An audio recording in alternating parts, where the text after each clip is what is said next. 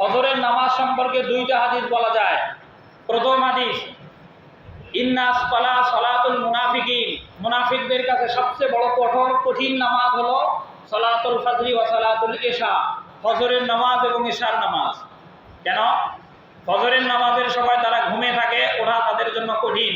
একই সাথে মুনাফিকেরা নামাজ পড়ে মানুষদেরকে দেখানোর জন্য। সূরা নিসায় আয়াত আসছে, সূরা মাউনে আয়াত আসছে, সূরা নিসা আয়াত আসছে, মুনাফিকেরা ইরাউনান নাস, তারা নামাজে দাঁড়ায় মানুষকে দেখানোর জন্য। অহুম কুসালা, মুনাফিকেরা যখন নামাজে দাঁড়ায় অলসতা নিয়ে নামাজে দাঁড়ায়। ওয়ালা ইয়াযকুরুনাল্লাহ ইল্লা কলিলা, মানুষদেরকে তারা দেখায় নামাজে দাঁড়িয়েছি, কিন্তু নামাজের ভিতরে তারা আল্লাহর স্মরণ একেবারেই কম করে। এটা সূরা নিসায় আয়াত আসছে। সূরা মাউনে যে আয়াত আসছে সেটা আমাদের সবার মুখস্থ আছে।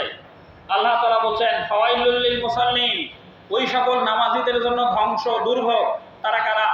আল্লাযীনা হুম আন সালাতিহিম সাহুন, যারা নামাজের ব্যাপারে উদাসীন। সেই উদাসীন কি? আল্লাযীনা হুম ইরাউন, তারা শুধু মানুষদেরকে দেখানোর জন্যই নামাজ পড়ে। আসলে লা ইউতাম্মা রুকুআহু ওয়ালা সুজুদাহু, মানে মিশকাত শরীফের হাদিস যে সবচেয়ে নিকৃষ্ট চোর হলো নামাজ চোর, আর সেই নামাজও পড়ে, নামাজের ভিতরে চুরিও করে। সেটা হলো লা ইউতাম্মা রুকুআহু ওয়ালা সুজুদাহু, নামাজের রুকু এবং সিজদা তারা ঠিক মতো আদায় করে না। আর নামাজ পড়ে রুকু এবং সিজদা ঠিক মতো আদায় করে না, এই লোকগুলোই হলো মুনাফিক নামাজি। যারা মুনাফিক নামাজি এবং যারা একেবারে বেনামাজি, এই দুই শ্রেণীর মানুষ সহ যারা নামাজি, সর্বমোট এই তিন শ্রেণীর মানুষকেই আল্লাহ তাআলা পরকালে নামাজ, আল্লাহকে সেজদা দেওয়ার জন্য, নামাজ পড়ার জন্য আহ্বান করবেন।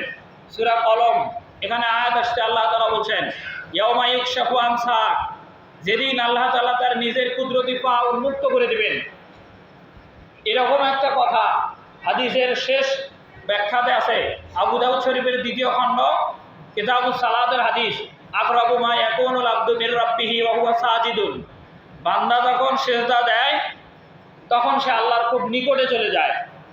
সূরা আলাক এর শেষ শব্দ ওয়াসজুদ ওয়াক্তারিব, ওয়াসজুদ মানে তুমি সিজদা দাও, ওয়াক্তারিব মানে তুমি আল্লাহর নিকটে চলে যাবা। তো এই মুনাফিকেরা এবং যারা বেনামাজি তারা তো সিজদা দেয় না, আর যারা মুমিন বান্দা তারা যখন সিজদা দেয়, এই সিজদা আল্লাহর কুদরতি পাকে টার্গেট করেই তারা সিজদা দেয়।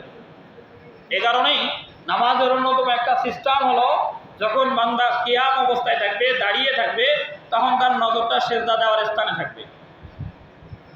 আনতা আবুদুল্লাহ কান্নাকা তারাহু ফাইন লাম তাকুন তারাহু ফাইন্নাহু ইয়ারাক। হাদিসে জিবরাইলে ইহসান কাকে বলে? জিবরাইল আলাইহিস সালাম মানুষের আকৃতি নিয়ে রাসূলকে জিজ্ঞাসা করেন, ইয়া রাসূলুল্লাহ আপনি বলেন ইহসান কাকে বলে? রাসূল সাল্লাল্লাহু আলাইহি সাল্লাম ইহসানের উত্তরে বলেন আনতা আবুদুল্লাহ, যে তুমি এমনভাবে আল্লাহর ইবাদত করবে কান্নাকা তারাহু, যেন তুমি আল্লাহকে দেখতেছো। আমি যখন নামাজে দাঁড়াবো আমার এটা ধারণা করা দরকার যে আমি যেন আমার আল্লাহকে সামনে দেখে দেখেই নামাজ পড়তেছি। রাসূল সাল্লাল্লাহু আলাইহি সাল্লাম পরের অংশে বলেন ফাইন লাম তাকুন তারাহু, আল্লাহকে তুমি দেখতেছো, এই ধারণা, এই খেয়াল যদি তোমার অন্তরের ভিতরে তুমি তৈরি করতে না পারো, তাহলে কমপক্ষে এতটুকু ধারণা তুমি তৈরি করো ফাইন্নাহু ইয়ারা, আল্লাহ আমাকে দেখতেছেন। প্রথম ধারণা হলো আমি আল্লাহকে দেখে নামাজ পড়তেছি। যদি এই ধারণা তৈরি করতে ব্যর্থ হই, তাহলে আল্লাহ রাসূল সাল্লাল্লাহু আলাইহি সাল্লাম বলছেন তাহলে ধারণা করো যে আল্লাহ আমাকে দেখতেছেন। তো আমরা যেহেতু নামাজে আল্লাহর কুদরতি পাকে টার্গেট করেই নামাজে সেজদা দেই, আর আল্লাহ তাআলা সূরা কলমে বলতেছেন ইয়াউমা ইয়াকশাফু আন সাকিন ওয়া ইউদাউনা ইলাস সুজুদ ফালা ইয়াস্তাতিউন, আল্লাহ তাআলা পরকালে তার নিজের কুদরতি পা উন্মুক্ত করে দিবেন। ইয়াউমুন মানে পরকালের দিনে, ইয়াকশাফু মানে উন্মুক্ত করে দিবেন। আনসাক, আনসাক মানে শব্দের অর্থ হলো পায়ের গোছা। ওয়া ইউদাউনা ইলাস সুজুদ, ইউদাউনা মানে আমাদের সকল মানুষকে আল্লাহ তাআলা ডাকবেন ইলাস সুজুদ, সিজদা দেওয়ার জন্য। ফালা ইয়াস্তাতিউন, যারা লোক দেখানোর জন্য দুনিয়ায় নামাজ পড়েছে এবং যারা নামাজ পড়ে নাই, এই দুই শ্রেণীর মানুষ সেজদা দিতে পারবে না। ফালা ইয়াস্তাতিউন মানে তারা সক্ষম হবে না সেজদা দিতে। এরা এই দুই শ্রেণীর মানুষ কাঠের মতো শক্ত দাঁড়িয়ে থাকবে। আর যারা আল্লাহর জন্য বিনয়ী হয়ে একাগ্র চিত্তে ইখলাসের সাথে সেজদা দিয়েছে, এই লোকগুলো সেজদা পর্যন্ত যেতে পারবে। যে দুই শ্রেণী দাঁড়িয়ে থাকবে, মুনাফিক এবং বেনামাজি, এদের ব্যাপারে পরের আয়াত, খাশিয়াতান আবসারুহুম, এদের দৃষ্টি সেদিন বিনয়ী হয়ে নত হয়ে যাবে। তারহাকুহুম জিল্লা, এদের ওপরে চতুর্দিক থেকে লাঞ্ছনা চলে আসবে। এবং এরা সেই দিন আল্লাহর কাছে কামনা করবে যে লাউ তুসাওয়া বিহিমুল আরদ, আমরা যদি এই মুহূর্তে মাটির সাথে মিশে যেতাম, ওয়ালা ইয়াকতুমুনাল্লাহ হাদিসা, আমাদের কোনো বিষয় গোপন থাকতো না। মানে মাটির সাথে যদি আমরা মিশে যেতাম, এই কামনা তারা সেই দিন করবে।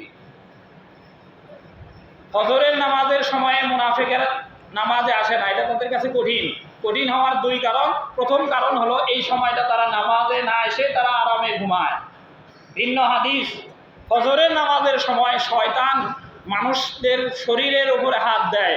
শয়তান তার হাত দিয়ে এই নামাজ যাতে করে লোকটা আদায় করতে না পারে, জাগতে না পারে, অলসতা তৈরি হয়, এর জন্য হাতে পায়ে বিভিন্ন জায়গাতে হাত দিয়ে তাকে স্পর্শ করে, শয়তানের স্পর্শ, যাতে করে লোকটা আরাম অনুভব করে এবং নামাজ থেকে গাফেল হয়। এই কারণে ফজরের নামাজের সময় মুনাফিকেরা ঘুমায়। আর দ্বিতীয় কারণ হলো ফজরের নামাজ না পড়ার। এই সময় সকল মানুষ ঘুমে থাকে। এই সময় মানুষ কে নামাজ পড়লো না এটা মানুষ জানবে না। আর মুনাফিকদের উদ্দেশ্যই হলো মানুষকে দেখানো। এ কারণে ফজরের নামাজে মুনাফিকেরা উপস্থিত হয় না। একই কথা এশার নামাজেও তারা আগে ভাগে ঘুমায়। রাতের অন্ধকারে মুনাফিকদের নামাজের কথা মানুষ দেখতে পাবে না। এই কারণে এশার নামাজেও মুনাফিকেরা নামাজ থেকে বিরত থাকে।